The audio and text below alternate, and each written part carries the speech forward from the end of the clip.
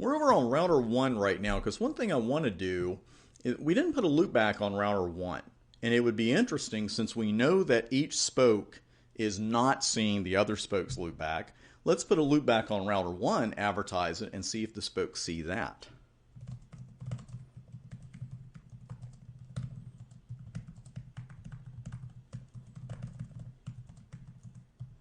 Almost put no auto again, just out of habit. Network 1111 0 0 0 255. Now we'll go ahead and put a host mask on it. Nice try. Almost had you. There we go. So we'll put 0000 there to advertise only that particular interface. And now let's go down to router 2. And there it is. So router 2 right now is getting the loopback on the hub, but it's not seeing the loopback on the other spoke. Let's check pingability here. No relation to Westonality. And there we go. So let me bring that back up. That's the touchpad. So we've got router 2. Let's go over to 3.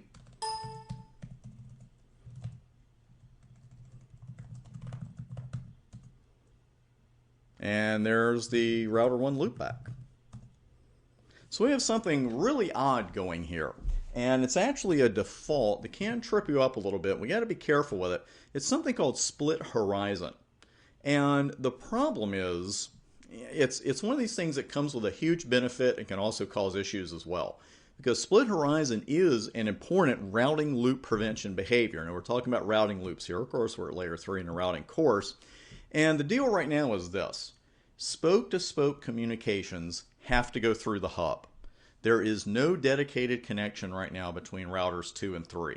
So if router 2 sends something to router 3, it has to go up through router 1 and then right back out.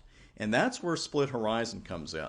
Because you can see some really technical definitions of split horizon, like 6 lines long. But here's the nitty-gritty.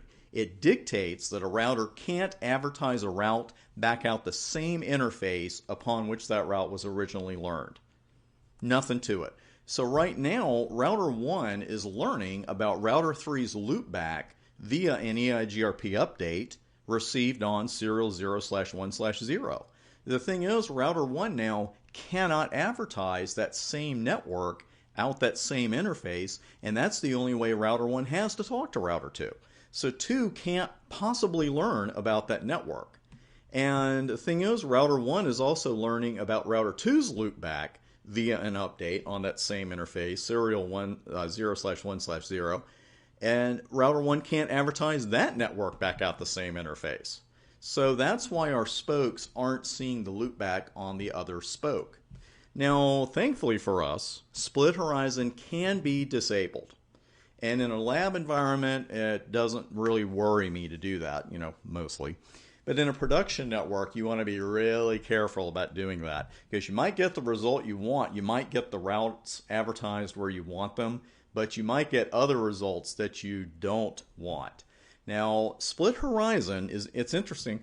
It's disabled at the interface level. And with EIGRP commands, you almost always have to specify which autonomous system you're talking about. So let's go ahead and go up to router 1.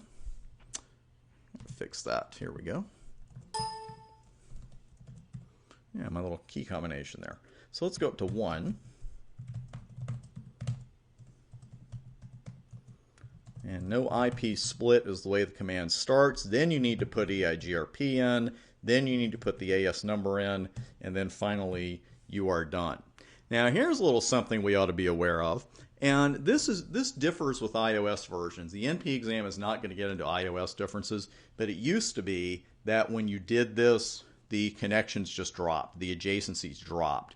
What they do now is they resync. And when you turn split horizon off. So if we run show IP EIGRP neighbor, you'll notice that those adjacencies were not totally reset.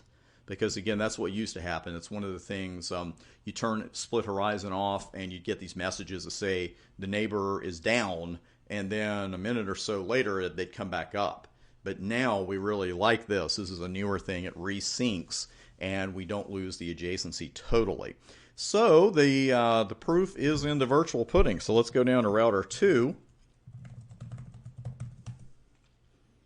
And now we've got a route for 3333. And now we can ping it. And just to be sure, go over to router 3. Now we've got the route for 2222. And there you go. So we have turned split horizon off again. It's on by default. And you really want to be careful about changing that in a production network.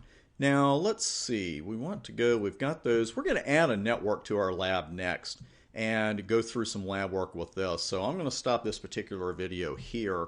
What we'll be doing is adding routers 2 and 3, the fast Ethernet 0/0 interfaces.